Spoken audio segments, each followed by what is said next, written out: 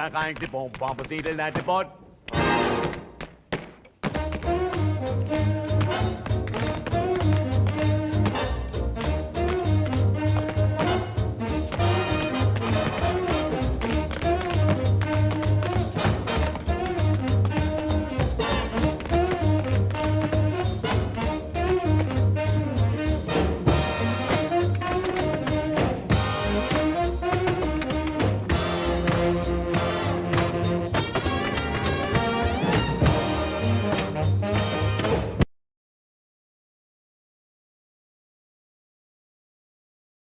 Good evening, good evening, good evening. Thank you for joining me with Get Into It with Taz and Chris. And quick little shameless shout out, because I know he's watching tonight. Happy early birthday to my eldest crotch fruit, Anthony. Love you, child. Yes. But Happy early birthday. Yay. Now, it would not be a Get Into It with Taz and Chris if we didn't have either something on Amber Heard or Elon Musk. And tonight we have both of them. Yeah. As they are the Get with gift. Mr. Tesla. Yeah, they are the gift that keeps giving, like herpes. So last week, all of the records, everything, all that was submitted, all the evidence, all the stuff that that was muted during the trial was released. Everything is completely transparent right now. And some of the claims that Amber Turdball is making is just laughable. Let's go to the video. And then I've got an article, and then we'll get Chris's thoughts on it, and I'll round it out at the end, because I think once and for all, I'm going to break her soul tonight. But let's go. I know everyone's sick of hearing about Amber Heard, but those unsealed documents unleashed a tidal wave of new information, and if I had to hear it, so do you. First of all, cuddle parties, the term we heard referred to a lot in the trial per Amber's extracurricular activities. They're not all the cuddle like snuggle parties. They are like eyes wide shut parties. And the reason Amber Heard attended so many of them and why she is like such a clear narcissist is because she would sit on a throne on a stage, and all these billionaires would be seated below, including Elon Musk. This is how they ended up with the embryos and the baby together. And Amber Heard would be wearing just like a harness or something with her legs up on this throne, and like lines of women would, come through, roll through on that stage, including Cara Delevingne. Apparently that was like a very expensive special appearance. And that is the dirt Amber has on Elon Musk and many other billionaires paying for illegal fees.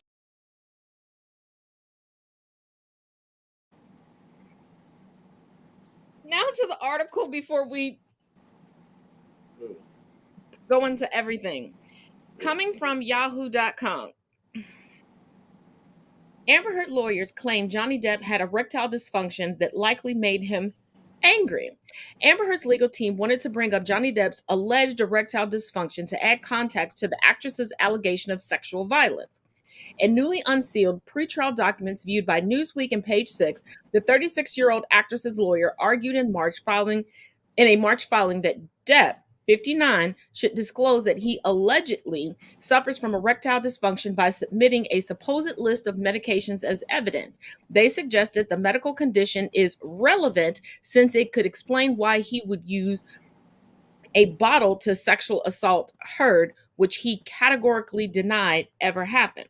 Though Mr. Heard would rather not disclose his erectile dysfunction condition, such condition is absolutely relevant to sexual violence, including Mr. Depp's anger and use of a bottle to rape Amber Heard. Mr. Depp's erectile dysfunction makes it more probable that Mr. Depp would be angry or agitated in encounters with Amber Heard and that he would resort to a bottle, her legal team wrote per Newsweek.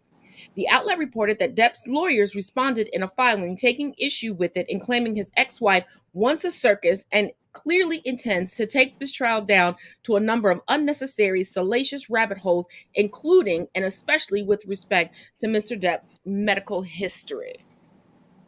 Go ahead, Chris. What? Okay.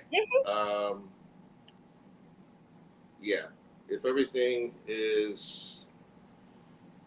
If Johnny has a situation. I don't tie the two together. That's kind of reaching out there for something to say we got something on somebody that we don't have a whole lot on. Anger and bottle usage and okay, what's the long stretch on that one? Because yeah, I think she needs to go back down deep in the sea, where her character was.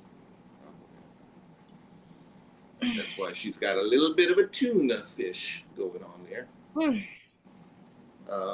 Yeah, she's just, there's just a whole lot of mess going on. But I don't, once again, it's a stretch to bring anything that Johnny has. Like I said, I don't know about conditions or anything he's got. Yeah, I think that needs to be left alone.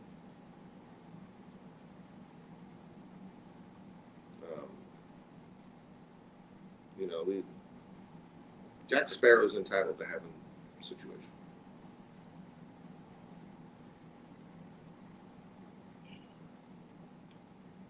Okay, I guess it's my turn. I guess she forgot who she kept bringing up pre-trial and during the trial, who had explicit sexual only friends with benefits relationships with Johnny Depp and talked about his longevity and his stamina, et cetera, et cetera. But let's go back to her cuddle parties. And remember, throughout the trial, we kept discussing and I kept questioning, like, why is Elon Musk putting down millions upon millions of dollars for this woman?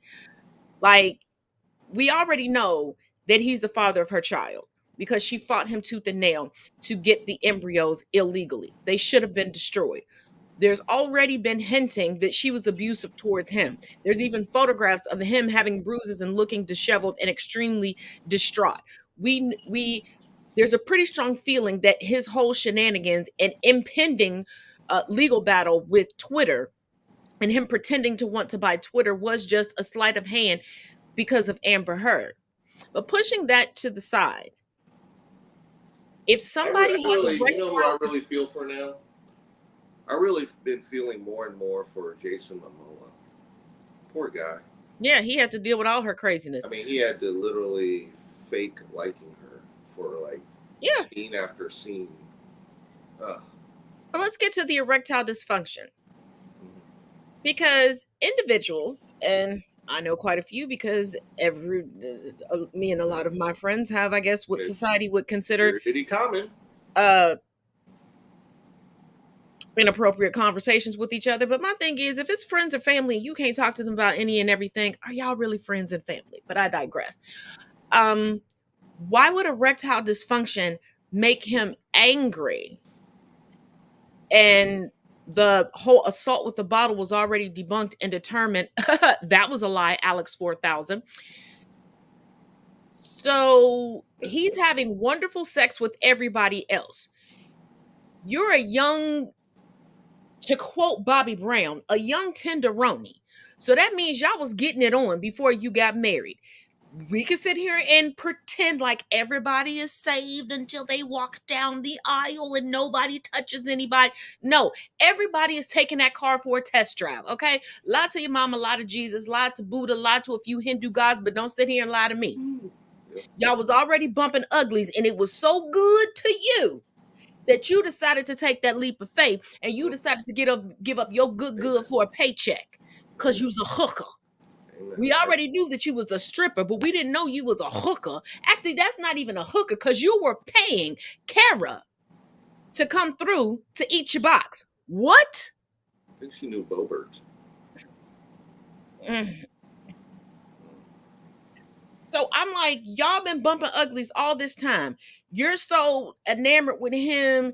You jumping his bones everywhere. Now you saying his PP don't work?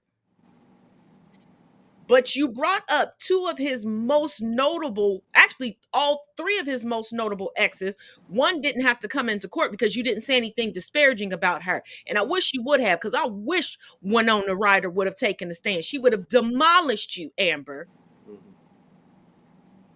But you had someone give a tape deposition about how good the sex was and how readily he was ready to put it down, that this woman relocated herself for Johnny's magic stick.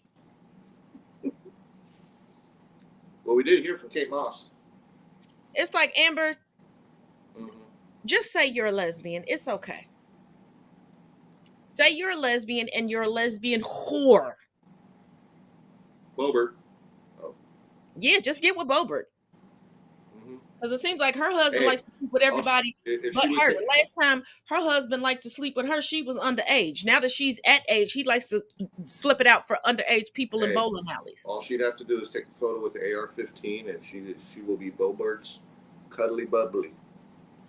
Oh, I'm pretty sure within the next 12 months, we're going to see a resurgence of Amber Heard as I'm a Christian, and she's going to be far to the right.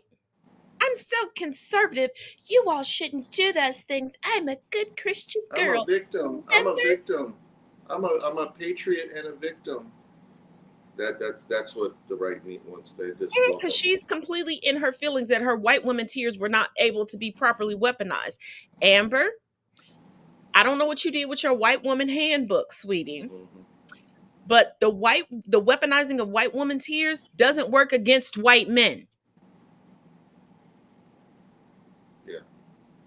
Especially it's when you cry and somebody looks like me or like some of my mutuals that are of Asian descent, our indigenous cousins and aunties, like that's when that works. The thing is people like Johnny. They really had nothing on it. It's not like she was going against, Mr. Tesla, because then it's a toss-up. But we had nothing prior to this with Johnny. So the public wasn't going to be easily swayed about, maybe we should listen to Amber and what her tears are saying. And now we understand why she was trying to make it so salacious. She knew what she herself was putting out there. And because it was obvious during the trial, she was trying to out-attorney her attorneys. She is so in the depths and in the throes of narcissism that she can't even allow professionals to do what she hired them to do. She walked in there like she just knew better than everybody. And when she went too far and gave too much information about herself, they're like, yo, when this trial is over, all of this stuff becomes public. Like, this is a public trial. Right. This is not a sealed trial on terrorism. Yeah. This isn't one of y'all in Guantanamo Bay. Yeah. And so that's why she wanted to make it salacious, because for years, nobody knew who Amber Heard was. When she popped up as Johnny Depp's wife, most people were like, oh, he pulled a Matthew McConaughey or a Matt Damon and just fell in love with a non-celebrity. Yeah.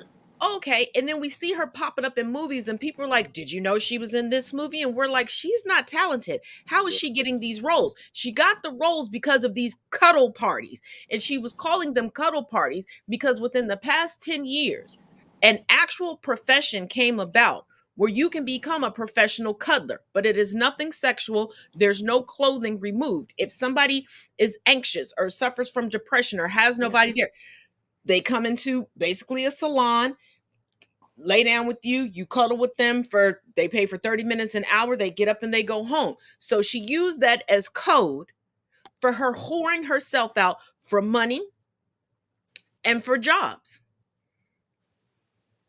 Yeah. And for her to also try to put herself on the same level as Jason Momoa and Zendaya.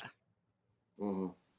Well, I didn't make as much money as them because of Johnny Depp. No, you didn't make as much money as them because you were not as established and as talented as them.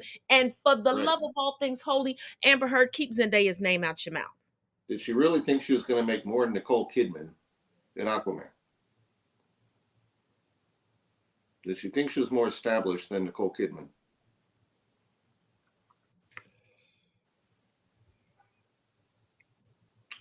Like you said, most people hadn't heard of her.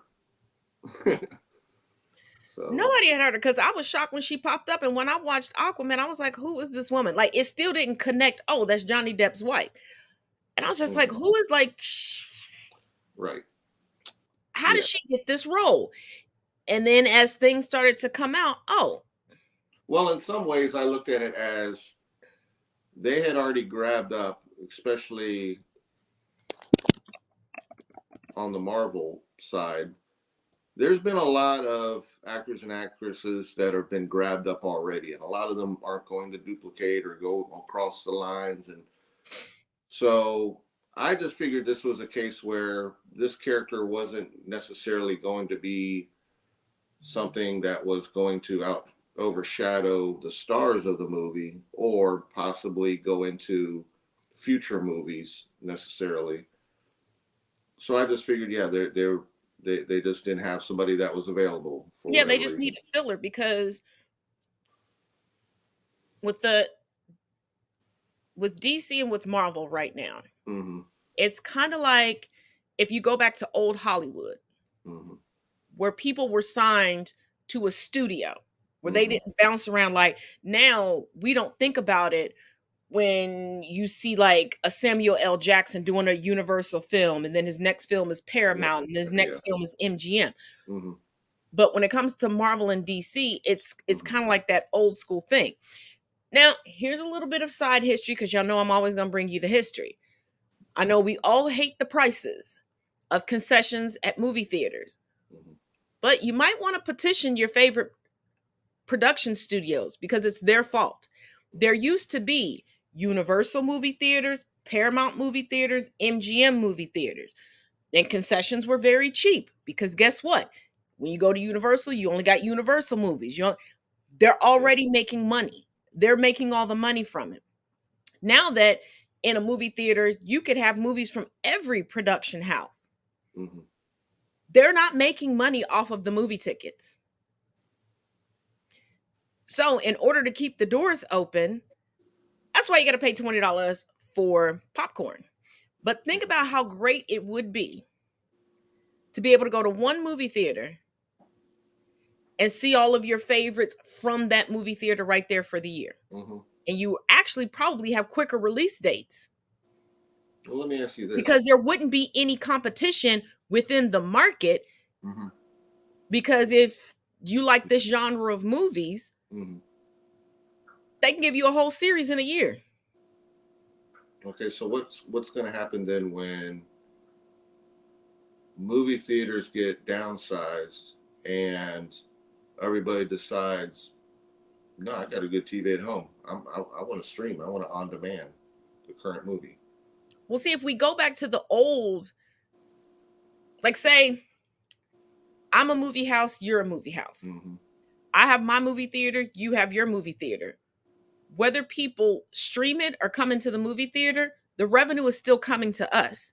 We can still sustain the movie theater for the people who, I just want to get out the house. I've been in the house for a long time. Right. And other people that are like, you know what, for nostalgia's sake, I want to get out.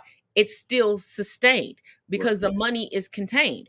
When it's not contained, this is why during COVID, you saw movie theaters shutting down and having to drop staff, because their whole income is you coming in to purchase things. Right. I don't know how it was in other areas, but in my area, there's a movie theater that I personally love to go to. During COVID, you could order their concessions off of DoorDash or do curbside pickup, because that's the only way they could keep their doors open and keep their employees. Okay. Yeah, I didn't see that a lot around here. But just food for thought. But that's the thing. I mean, I know obviously HBO Max had a ties with the studio. So there were specific movies that if it came out, they may have been offered during the pandemic through HBO Max. But going forward, I think a lot of people got quickly spoiled with that, even though there are movies where even me will say, you know what, I want the big screen for this. It's still going to be out there. For those that are real enthusiasts, really want that big, cinematic experience. I'm just thinking, how much are these going to go from a theater that had 10 theaters to a theater that may keep them around but only offer, handful of movies or less? Yeah, but see, people have already been spoiled and gotten used to streaming movies at home way back from the pirate sites, and then when they figured out how to jailbreak Fire Sticks. But there were certain movies people would still go out for in droves.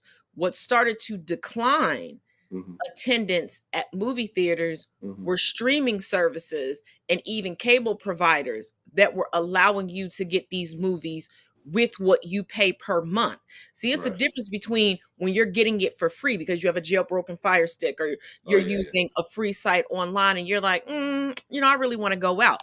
It's hard to justify, especially in this economy, going out to see a movie when you're like, I'm already paying X amount for cable. Oh, I'm already paying X amount for Disney Plus. Well, I'm already paying X amount for HBO Max. And that is what is preventing people buying that movie ticket. Because now, HBO, if you're near a Cinemark or an AMC, look into which one of them has the most movies that you're interested in my area, because I'm going to get my sci-fi and my comic movies in. So it's AMC. Look into, because it's less than it's like $11 per month, give or take some change.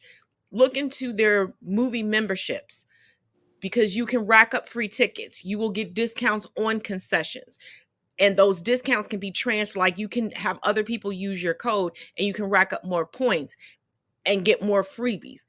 And in that way, you're not paying all the fees per ticket.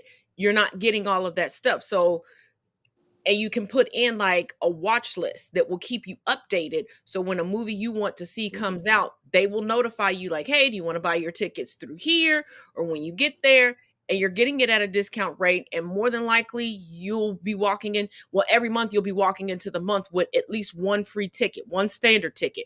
Now, the upgrade is just pennies on the dollar to get an upgrade. But that is your best bet. Go in, get out the house. Don't, So you have more AMCs then, or is that just a preference? That's my preference. My closest one for me that I like, and it's mainly because they have such nice recliners, is Regal. I don't have a Regal near me. But for me, the theaters that get the most of the movies I'm interested in are the AMC theaters. Yeah. From time to time, literally maybe, and this is stretching it, 2 to 3 times a year, Cinemark may have a movie that I want to see that AMC doesn't. Okay. But in that case, I'm like, it's not going to kill me. I'll just pay for that. Okay. Let's get into what's going on in North Carolina schools. How about that? Yeah, you're reading that right. They installed gun safes in every school in Madison County, North Carolina, full of AR-15s, extra ammunition, extra magazines, as well as breaching tools. And the reason? Well, after what happened in Uvalde, I just want to make sure that our officers are prepared. The problem in Uvalde was not the fact that they didn't have an AR-15. The problem was that they literally made every excuse as to not take down that gunman because they're fucking cowards. It wasn't even police who stopped them. It was a fucking Border Patrol agent. We just want to make sure that our students feel safe in order to be safe. Like, how do you expect these kids to feel safe when you're putting the number one thing that is killing them as of 2020 in their schools and expect them to be around it every day? Rather than gun reform, let's just line the NRA's pockets and turn our schools into a fucking war zone. Yeah, that'll fix it. And before those of you who've made the Second Amendment part of your fucking personality try to come for me and tell me the guns aren't the issue, as of 2017, according to the US Census, guns outnumber people by 67 million. And yet we wonder why this is an America-only issue. Let's take a moment of silence to remember all the children who've laid down their lives so that you could own your precious piece of metal. Yeah, how about that, North Carolina? And yes, that's not the only state that has issues. Yeah, because Marjorie Taylor Greene is pushing for what they're calling JR-15s to be put into the schools for children to use, which is a horrific idea. Which is so like her. My take is, I know law enforcement, men and women, and I know some that have actually been SROs, school resource officers, and guns is never something that even they, I mean, if they had a choice, obviously they'd rather not have to. Now, a lot of us grew up in schools that way back when where you didn't have officers, you didn't have metal detectors, you didn't have anything. You walked into your school. And then we got beyond that. And we started back in the day with wands and people being wand at the doorways. Then we had people installing walk-through detectors and maybe an officer or something. We've progressed to the point where we're not trying to get better with the situation. We're trying to turn it into an armory. Because we went from having actual security guards to having police officers in the school. Right. And so there are those that advocate for, obviously, let's arm the teachers. Let's, get officers there. They're promoting an environment that is not, number one, a school environment. And who would want to be surrounded by that? To say it's a deterrent. Okay, let me just tell you, if somebody is to the point where they've gone over the edge and there's no turning back, you can stick 20 guns in a school and it's still not going to keep them from doing what they want to do. So that doesn't, the idea that more guns will deter or having more people on the staff or teachers trained will somehow protect. And we know that there's tons of flaws in that thinking, not just to say that teachers didn't sign up to have to go to the range, but just the idea that they're coming up with these lockdown things that actually are worse for the situation. Anybody that knows tactics for exits and escapes and being able to get out of a situation, you don't want to have one way in, one way out. You don't want to have a doorway where, hey, if we got one entrance, we could guard that thing. Everybody comes running out that door and you got, guess what? Oh, we didn't know there was a second or third gun, and just waiting for them to come out, and we're popping all these people as they come out the door. Well, not only that, 9 times out of 10, the school shooter is a part of the school shooting drills. And we do have one comment. I want to address this. It has happened to their kids. Mm-hmm. There is a father from Sandy Hook that is now a proponent of this BS. Mm-hmm. There are senators who have children within the LGBTQIA plus community that vote against their own kids' rights and then go to their weddings 2 days later. Oh, yeah. They don't care. They care about the paychecks that they're getting from certain lobbyists, from certain organizations. They have to stick with an agenda. And especially the NRA. After, I believe it was like a month and a half ago, we went over when the NRA flipped. And just like the KKK, they flipped their agenda, they flipped their platform because of a race-baiting, hateful white woman. I'm not being facetious. Mm-hmm. Look it up. You will be quite verklempt. But I digress. And it's because of that. This is why you see them go and speak at NRA conferences, but not to the parents at these schools. Mm-hmm. This is why you see them on Fox News, but they shuck and jive every other news media. Right. But we do have some good news. Kinda, sorta. I think it's funny. Now, we all know that Roe v. Wade was overturned. And there were a lot of men just puffing up their chest like, good, these women don't need abortion because they take away our bodily autonomy if we don't want to have kids. Even though we don't wear protection, we don't have male birth control, we shouldn't be made to be parents, but they should.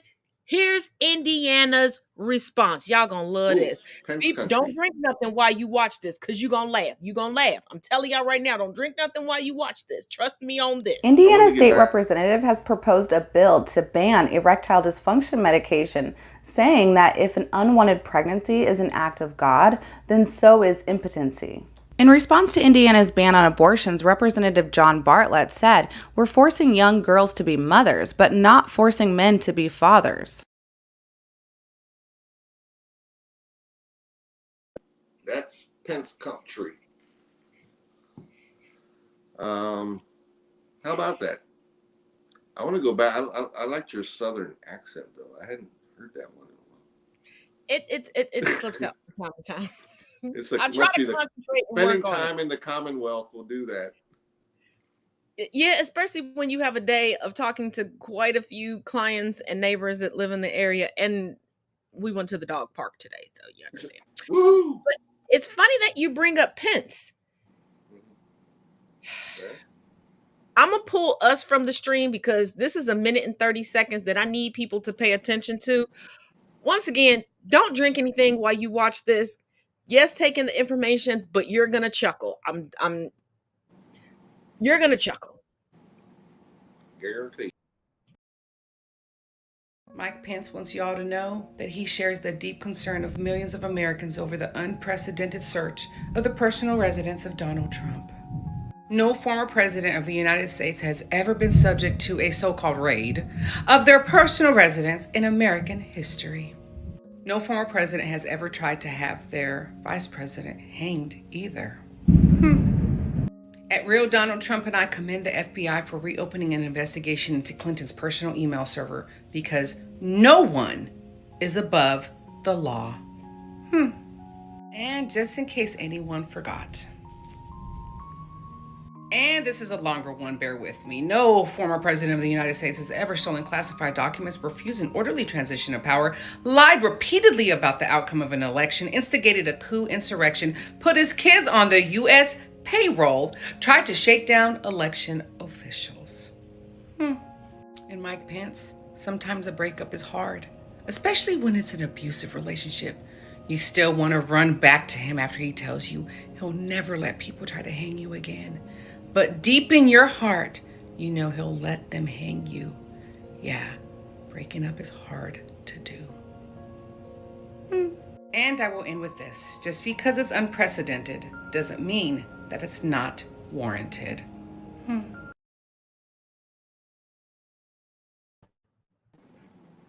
Real quick, let me remind you all, Mar-a-Lago is not a personal residence. It is listed as a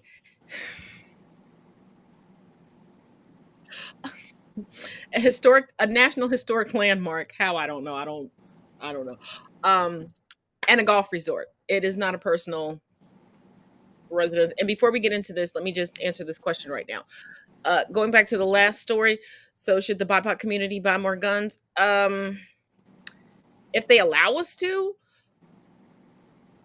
But this is what I'm going to say. It's going to be an unpopular opinion, but I tell you all this all the time. Learn from what they do. Go to gun shows. Go to pawn shops.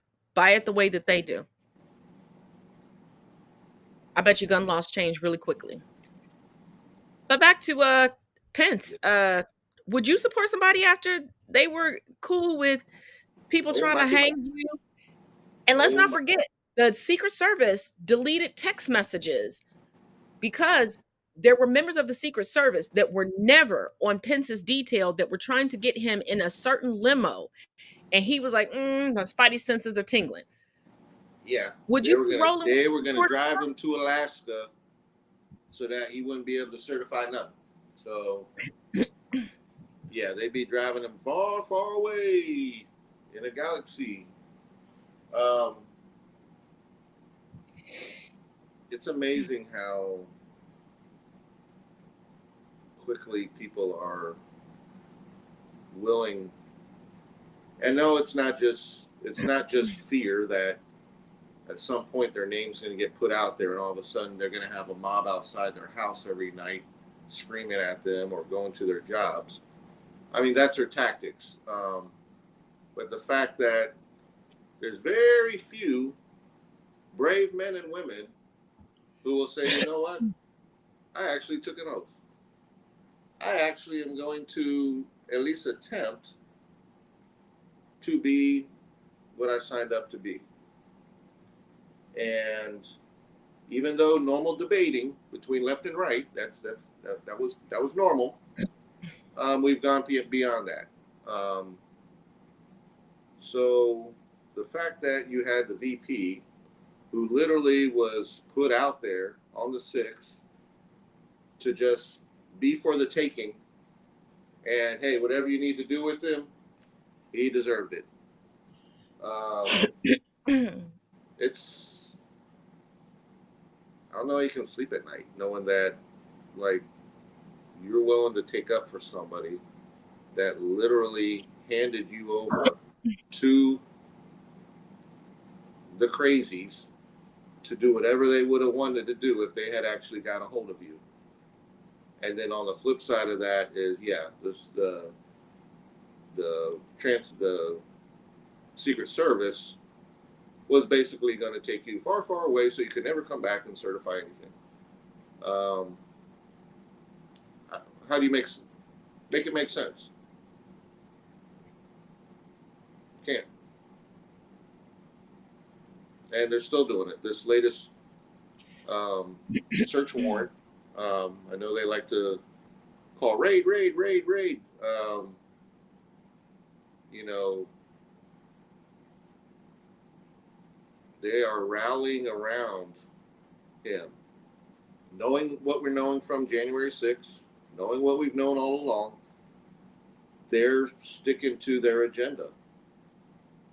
And we see what's happening at all these around the country,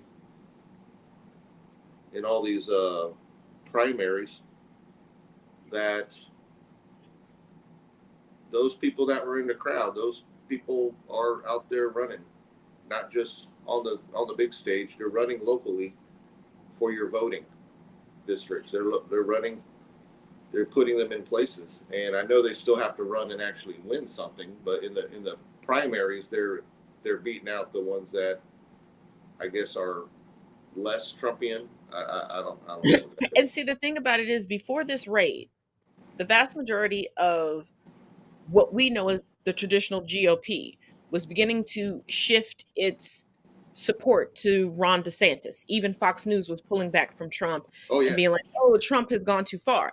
But with this happening, and because Trump's connections as of January 6th, the people he was connected to, the people that he texted, and remember, Alex Jones's 2 years worth of his cell phone information has now been turned over to the January 6th committee. And we know how connected Alex Jones is to Fox News, a lot of the GOP, a lot of the Trumplicans, a lot of the conservatives.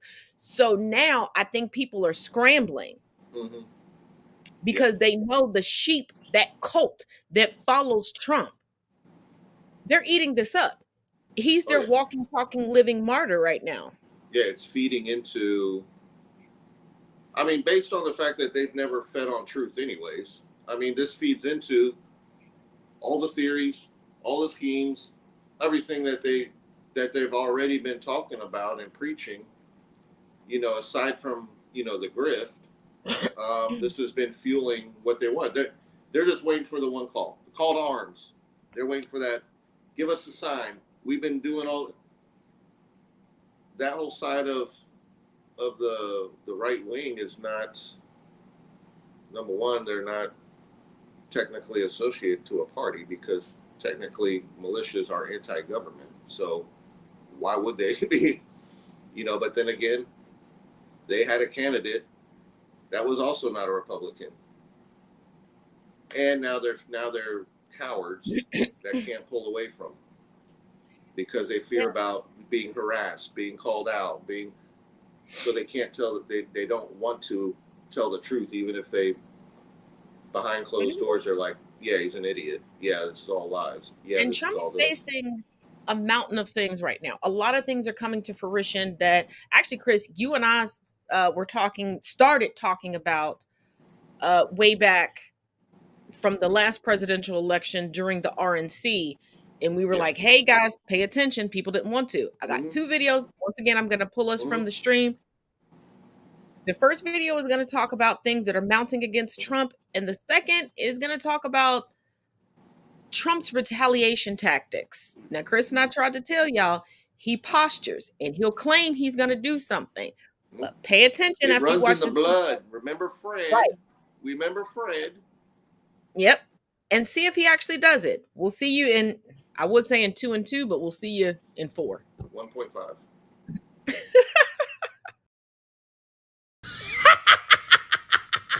The D.C. Circuit Court of Appeals ruled that the House Ways and Means Committee can obtain Trump's tax returns. and a Trump real estate appraiser has handed over thousands of documents to the New York Attorney General in the civil probe that he overvalued his property. And the January 6th committee just got Alex Jones's text messages.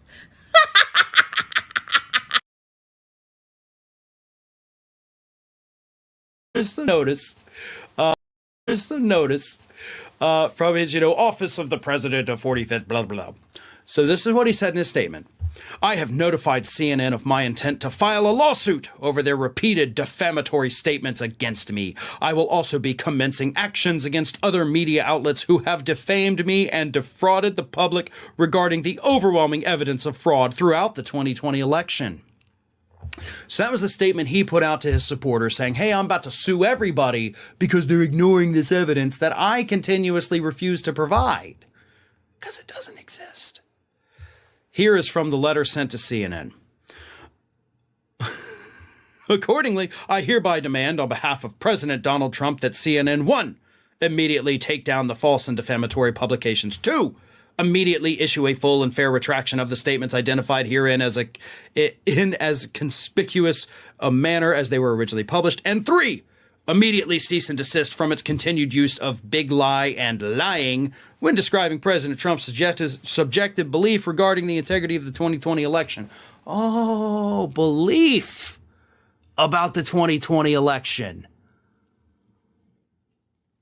It doesn't say facts about the 2020 election. It doesn't say evidence about the 2020. It says this is his belief about the 2020 election. And a belief can't be a lie. Oh, buddy, you just absolutely ruined all of your other legal defenses in any January 6th related case that may come against you. That's what that statement right there does. That will, I promise you, if we've got good prosecutors, they will use that against them. Like right here, you said it's a subjective belief. A subjective belief that the election was stolen. I have evidence to back it up. Which means you're probably guilty if they do bring criminal charges against you. But let's talk about the defamation lawsuits. I have been one of those people, of course, that has used the phrase the big lie, both here and over at Ring of Fire and on other shows I've appeared on. I've repeatedly said that you were lying about the 2020 election. So if you are so inclined, bring it on. And I'm sure CNN and literally every other outlet out there, big and small, is saying the same thing. Like, dude, bring it on. Because, as Donald Trump is well aware, which is why he'll never sue anybody, if you file a lawsuit, we get to go to discovery. We get to get our hands on all of those same documents that the January 6th committee gets their hands on. And that's going to be fun for everyone involved. Not to mention the fact that you are clearly lying about all of this. As I said, and as I have repeatedly said, you, your lawyers, your friends like Mike Lindell,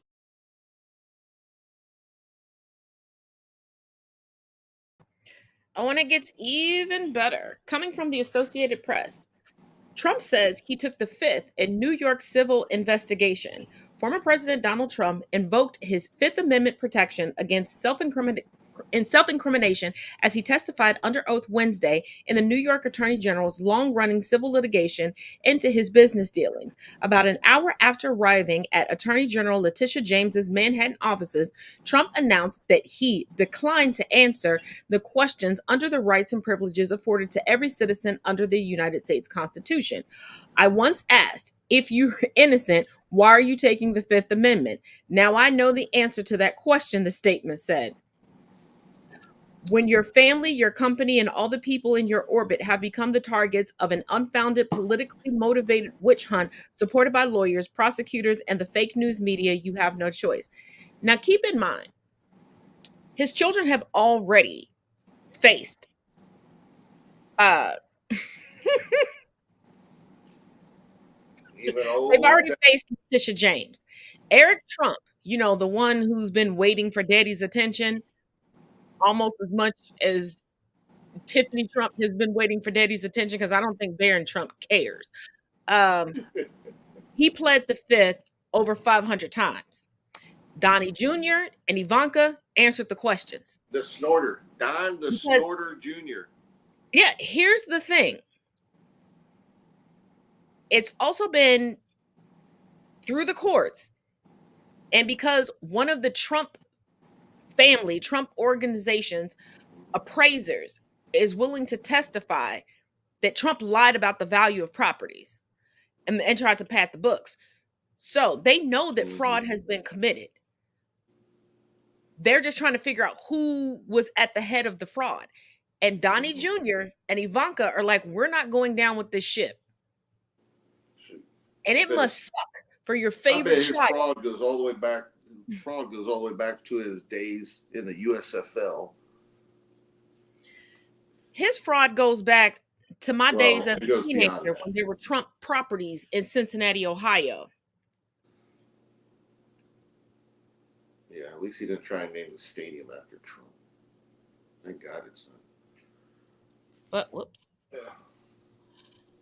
But we do have an update for you guys because we've been following this story and we're gonna see it through. Coming from CBSSports.com, Roger Goodell pushes for 1-year ban for Deshaun Watson plus Right. Broncos sale approved and Hard Knocks returned. Tyler Sullivan here, getting you through this hump day and one step closer to the first full weekend of preseason action. Is it just me, or are you still trying to figure out this 3-game preseason schedule? Back when it was a 4-game slate, we kind of knew what we'd see when we see some of the stars. That third preseason game was unofficially dubbed the dress rehearsal, where the starters would play for the most of the first half, and it'd be the closest we'd get to a regular season action. Now, I have no clue when the dress rehearsal is, but it felt like teams were all over the place in 2021. Last year, some clubs used second exhibition to roll out the starter, while others opted to keep it that third game. Because of that uncertainty, we football fanatics will have to shake off the rust of our NFL watching skills quickly to not miss out on any of the stars getting ready for the 2022 campaign. Of course, you fine folks are already extremely locked in because you subscribe to this newsletter. To help your friends out so they aren't sleeping on the latest NFL news, here we go. So, hold on. I gotta scroll down to Roger Goodell pushes for a full season ban for Deshaun Watson. One of the biggest issues looming over the NFL currently is the league's appeal of the 6-game suspension for Browns quarterback Deshaun Watson. Former U.S. District Judge Sue L. Robinson came down with the recommendation last week, and the league was quick to appeal, which is their right to do under the current CBA. At a special league meeting in Minneapolis on Tuesday, NFL Commissioner Roger Goodell explained why the league decided to appeal and continues to push for a year-long suspension. We've seen the evidence. Disciplinary officer Sue L. Robinson was very clear about the evidence should we enforce the evidence. That there was multiple violations here and they were egregious and it was predatory behavior, said Goodell. Those are things that we always felt were important for us to address in a way that's responsible. In her recommendation of the 6-game suspension, Robinson wrote that Watson, who was accused by 24 women of sexual assault and misconduct, engaged in sexual assault, conduct that poses a genuine danger to the safety and well-being of another person, and conduct that undermines or puts at risk the integrity of the NFL. So if she felt that way, why does she only give him 6 games? And kudos to Roger Goodell. Fight for that full year suspension. Well, when you look at something that has never been done before, they didn't have a lot to go on, but that also doesn't mean that the commissioner can't come in and say, yes, you're right, this has never been done before. It is that bad. Like, let's get something that justifies what's going on here, regardless about settlements. Settlements have nothing to do with ultimately the act and the pattern and the outcome. I mean, you can get a lot of hush money out there. It doesn't mean something wasn't done or it isn't that bad. You need to do something that fits. Now, a year, personally for me, I thought that's where it was going. Then you came in and said, I doubt it's going to go that far. And sure enough, it didn't. But then again, it's something that hadn't been heard before. I mean, this is something new again. We know about the Ray Rices and some of these others that, you're handling, domestic abuse where we have that on video. This is something that we didn't necessarily have video. We just had a whole lot of women. And that alone clearly goes into conduct. And we don't need video. Exactly. Settlements are settlements. That if this is all about conduct, which the NFL says they got a policy on, and they got this, that you gotta walk this certain line. This clearly, you would think where in some cases the judge says, I'm going to make an example out of you. This clearly is something where, we're going to put our foot down so that these other athletes don't feel like, you know what, I don't need to go by what the team's, masseuse who they're going to issue for me. I'm going to do this on my own, and I'm going to do it through social media. This is the time to put that foot down and squash it with Deshaun, and let him ride it the hardest. That's usually how you're going to squash others from saying, you know what, I'm feeling like a star. I'm feeling like, a celebrity. I'm just going to get these women in, and I'm going to introduce myself, and they're going to know who I am, and they're going to do what I want. Mm-hmm. And the only reason I knew it wasn't going to be a long suspension when the Browns started making certain trades. When certain trades were made and a previous team that he was affiliated with started paying off people, that's when I knew. And besides the fact that it's Cleveland? Well, we know how I feel about Cleveland. But as promised, I told y'all it wouldn't be a show if we didn't bring up Elon Musk. So coming from CBSNews.com, Elon Musk says he lives in a $45,000 house. It's very small. Elon Musk, the world's wealthiest person, said, first of all, he gets the most government assistance. So isn't he the biggest welfare queen? Anywho, Elon Musk, the world's wealthiest person, said his main home is now a 3-bedroom property that he bought for $45,000, chiefly for its location in Boca Chica, Texas, near his SpaceX facility. You moved to Texas that has a janky grid that people... It's in Boca Chica. Okay, if y'all can survive the summer, I guess y'all can survive this winter. All right. It costs like $45,000 or something, Musk said on the Full Spin podcast, which aired late Thursday. It's very small. The home is within walking distance of the facility where SpaceX is working on building a giant rocket, Musk added. He noted that he also has a boxable tiny home in Boca Chica, which he uses as a guest house for friends who come to visit. Just say Amber Heard spent all your money, Elon. We know Amber tried to get a giant rocket too. Actually, it seemed like she was looking for a giant phone. And Texas got all them power grid issues. So good luck. And he's just contributing more and more to this grid. Quick update. I tried to explain to y'all the situation with Brittany Griner and why it has to do with the timing of the Russian-Ukrainian war and race, and a bunch of y'all thought that I was reaching for the stars. When y'all gonna learn? I don't reach. But here's an update. New York film student, 19, is released from Russian prison after being in jail for nearly 2 months for carrying enough prescribed medical cannabis to roll 40 joints, but she can't return to the U.S. for 10 days. Brittany Griner, 31-year-old American, convicted of smuggling 0.7 grams of THC into Russia on a trip to play basketball for Russia's team, sentenced to 9 years and fined 1 million rubles in 2022. And Audra Lorber, 19-year-old American, found guilty of smuggling 17 grams of THC into Russia while on a family vacation, released after 2 months of detention, and fined 15,000 rubles. A couple things can be true at the same time, right? We can acknowledge also that America and Russia are two global power hegemons and ain't got no moral ground to stand on when it comes to talking about incarcerating people. We also can acknowledge that if so many Americans can see what's happening to Brittany Griner as being an injustice, we can release a whole bunch of folks here in America that's being incarcerated for the same exact thing. Russia gets racial with sentencing, just like America.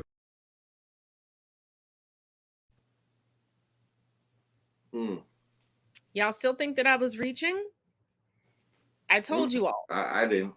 Before I speak on something, I do research, and I looked up what was the proper time, what were the amounts, what people were being sentenced to. Yeah, it was clearly a pawn. And this is why she agreed to forego her trial, submit a plea, because she's like, oh, I've already been here for months. This is time served. And this is how it was explained to her. And Biden administration, it's time to stop dragging your feet. Get this prisoner trade underway. Yeah. Right. But y'all, Tucker Carlson. Ooh, there you go. Your favorite to discuss. Mr. Mommy Issues is running scared. Tucky. We'll watch this video. Tucker does the tuck and run. Yep. Now I'm surprised he ain't from Kentucky. We're gonna run this video. It's a short video, and then we've got an article from the Daily Beast, and we're gonna get into it. Yeah, told you so. So too many might overdose. Yeah, told you so. Why you gotta be so emotional? Yeah. So once again, coming from thedailybeast.com, Tucker Carlson shitting himself, scared that his Alex Jones text may leak. Tucker Carlson is shitting himself over the possibility that texts between him and far-right conspiracy loon Alex Jones will leak, a source close to the Fox News star told Confider. Notice how they did not call him a journalist. Fox News star. Carlson...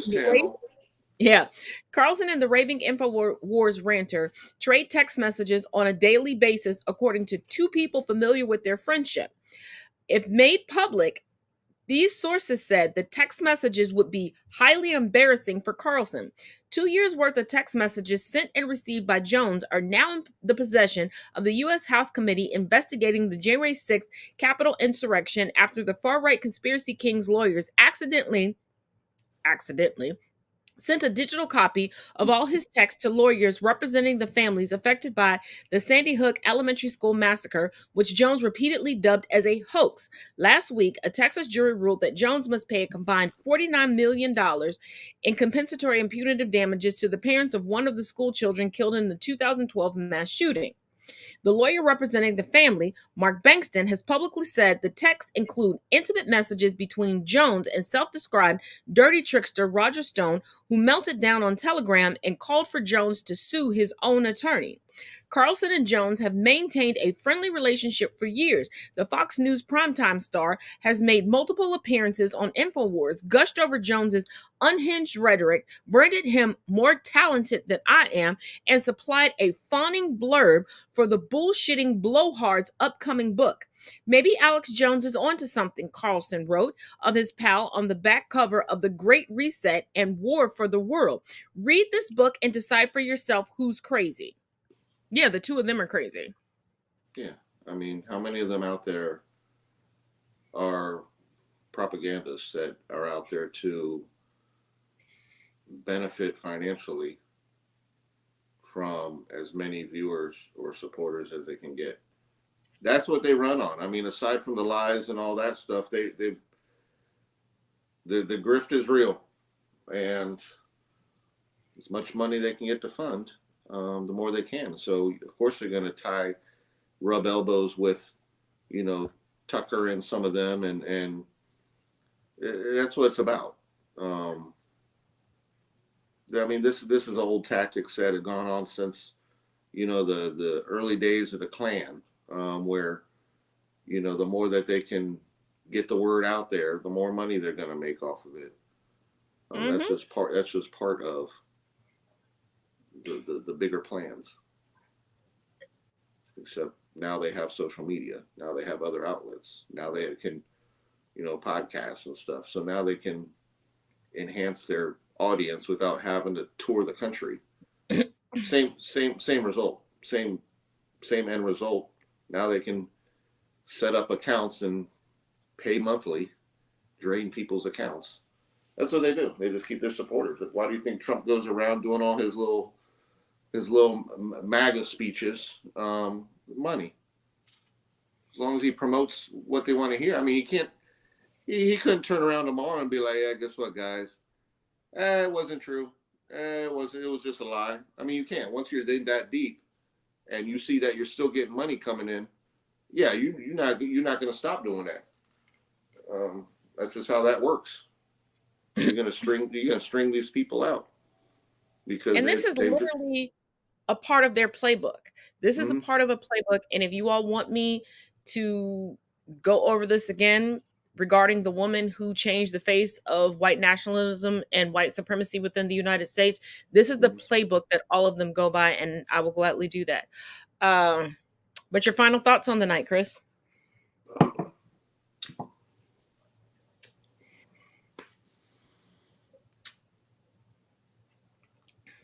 Yeah, so unfortunately this week has some real positive pluses about what the administration has done when it comes to veterans and when it comes to trying to achieve some jobs here at home with the chip.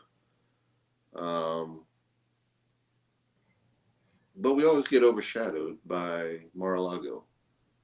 And that was a necessary move. I'm not saying that did need to be done. We know there was stuff in his house. But we need to get more of the positive out there because, like I said, they're loading up primaries with,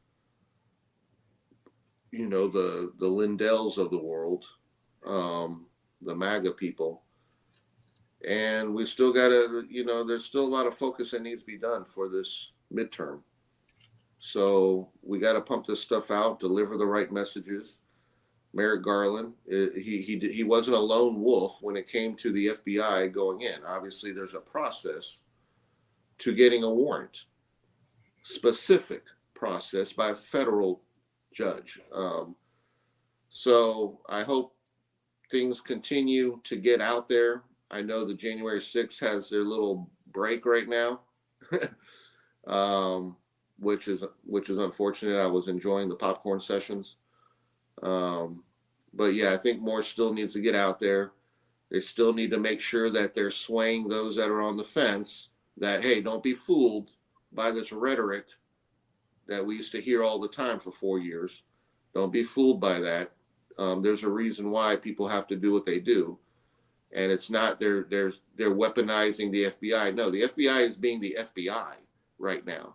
They were not the FBI for 4 years. Neither was the CIA, neither was the DOJ. They were specifically told to do things. My father would have been rolling in his grave with the FBI, what happened to them. But like I said, I just think more needs to be out there. And we don't have to explain a whole lot to the people on the right because some of this stuff, we don't have to. It doesn't have to be explained. This is a process. You don't disclose everything. Your thoughts?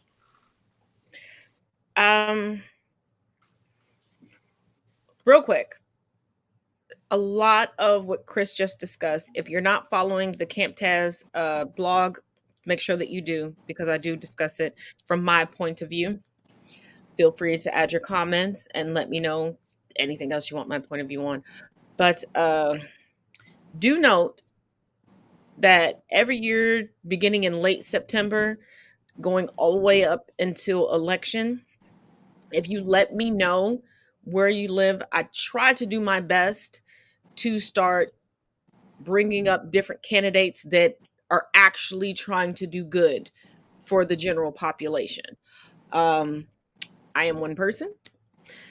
Chris and I are two people. When you see DMAC, that just brings us up to 3 people. So we try to bring you the best of the best and let you know about really hard-hitting, pertinent issues and bills that you should be aware of. But if you want to know the specifics about your area, I have no problem researching it and bringing you that information, even if I just list it out in a blog. But let me know what your area is. Also, do not buy into talking points. Do not buy into talking points, because they will feed you talking points as if they are facts and leave you on a cliffhanger. And that's why you see so many people in the GOP just regurgitating so much. Also, before I end this show with one final clip, and please, please, please do not log off. Do not go away. If you don't share any other part of this episode, the last clip that I showed, please share this portion of the clip. Please inform people of it, because your interactions and what you think are private messages on social media are not private at all. But also, Friday's episode will be pre-recorded. It will air at the same time, but it will be pre-recorded. So do not get upset if you comment and you don't see me respond right away. Once again, it is my son's birthday on Friday. I will be hanging out with him. Knowing him, we'll probably go live on either Instagram or TikTok. Follow me on both. Trust me, Chris will tell you, it'll be a hoot. Yeah.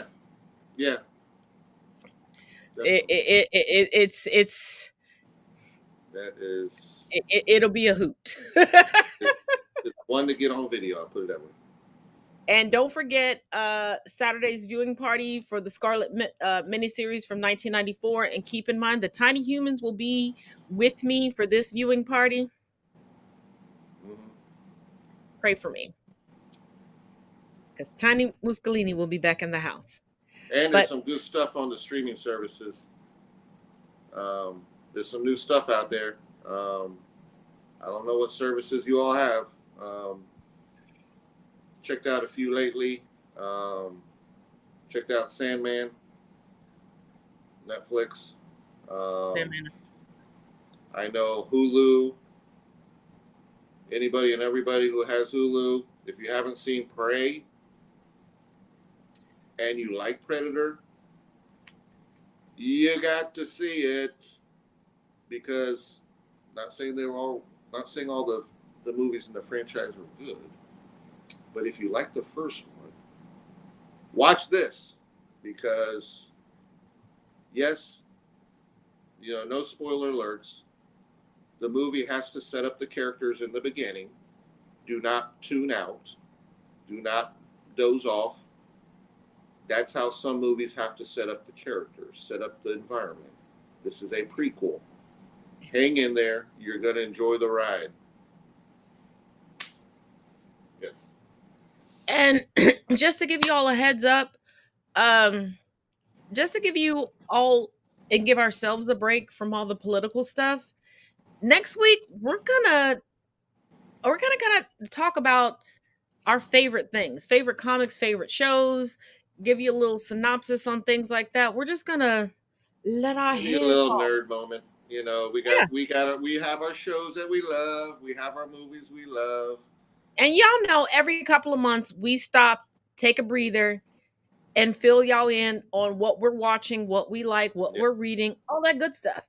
And don't forget, tomorrow I will be releasing a recommended book list And like I said last night, let me know if you all want to continue with the classes on Saturday. I will have to change the time of the classes just because one of my tiny humans, one of their sports, I can't make it to support them and teach y'all at the same time and give everybody the same energy. But as always, each one teach one, each one reach one. Pay close attention to this final video.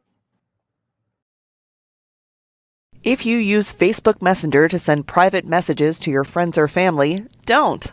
No social media messaging app is going to be completely private, even if they claim to be end-to-end encrypted. Facebook just handed over messages between a mother and daughter about abortion pills to the Nebraska police, and now they are facing felony and misdemeanor charges. Jessica Burgess, 41, allegedly purchased abortion pills for her 17-year-old daughter online, and one of the 17-year-old daughter's friends saw her take these pills and tipped off police. Police got a warrant and demanded Facebook hand over their messages, which they did. The mother and daughter have been arrested and are charged with performing an illegal abortion, concealing a body, and falsifying information.